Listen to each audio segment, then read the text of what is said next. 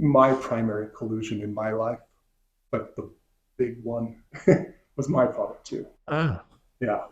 And you share this story, a kid that says, I hate you. Right?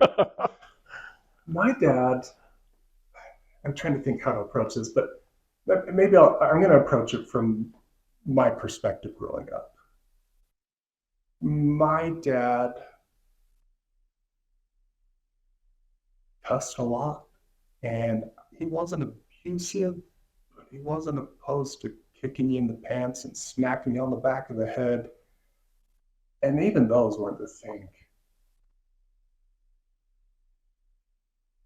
It's like my dad could talk to me in a way that would make me tiny. it didn't matter at all. And I think it's the kind of feeling that only somebody that you really want the approval from could make Or you feel that way. would like their love, feel like you deserve their love. Yeah. And I remember I never did it, but I remember having these times of rage that to this day, like I just can't explain a rage like that, right? But just sitting there and being like, I'm gonna hit him. I'm gonna do it. And I never did it, but like, oh man, just boiling, like my senses turned off. Like I felt like I don't know, like I just all I could see was the rage, you know. And there was a period, and by a period, I think it might have been a year or two,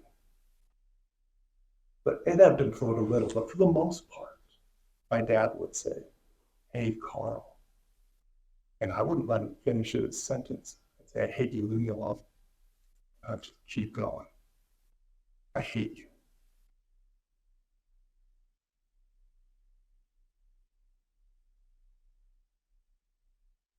And I was always justified in that. I was always, my dad did stuff he shouldn't have done. He shouldn't have talked to a kid that way. He shouldn't have hit me. He shouldn't have made me feel that way. He was flawed, Yeah. right? And I was always justified in that. And then I spent a few years exploring some of these ideas and reading some of the books and different things like that. And I remember there was I don't, it had to be my dad that told me the story. But he told me about, well, I knew a lot about my grandpa, which my grandpa died when I was only a few months old. So everything I know about him is secondhand. But he sounds like he was one of the roughest, toughest, meanest dudes ever. They talk about him going into some of the livestock stalls with the 2x4 and just letting the rage out on them. Oh, You know what I mean? I do.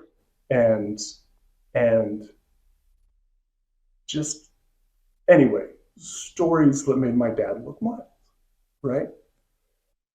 Well, then I learned about it was either his father or his father's father. So my great grandpa or my great great, I can't remember. Great grandpa, father dies when he's 12, 13. Mom remarries a guy that has a couple of his own kids. And he was very much a second class citizen in the house because he wasn't blood to the man of the Yeah. house.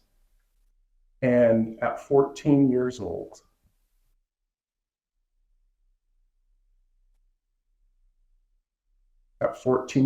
his mom, this is what's fascinating, his mom did this.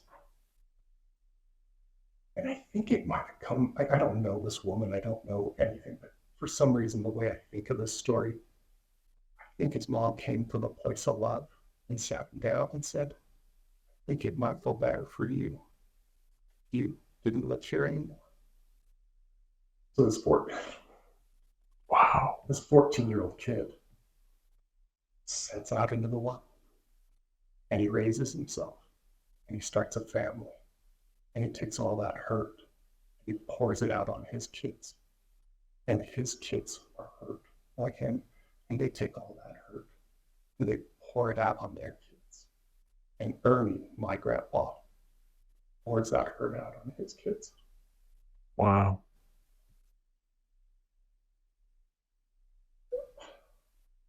And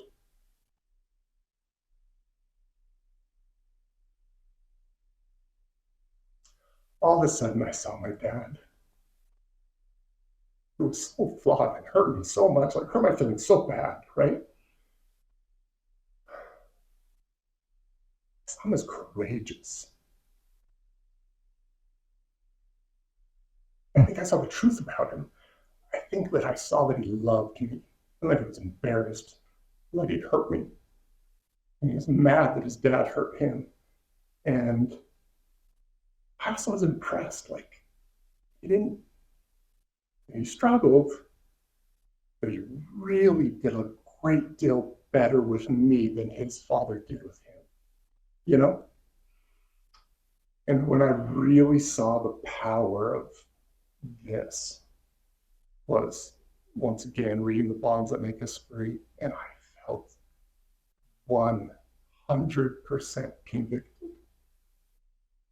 that I owed my dad an apology for hating him and for not seeing that he was a person in need.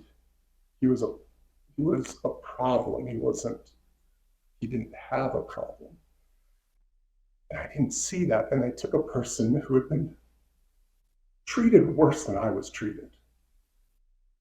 And I piled on a little bit with, oh, like, you're hurt and your dad didn't treat you very good. Well, your son hates your guts too. Yeah. How's that feel? That feels horrible. And so does it change the fact that he was flawed? No. Mm-mm. Definitely flawed. He couldn't find his way. He improved, but he couldn't find his way out of the thing that took me many years. And in my opinion, I got freaking lucky. I got lucky that I got exposed to these ideas because I could have carried it forever.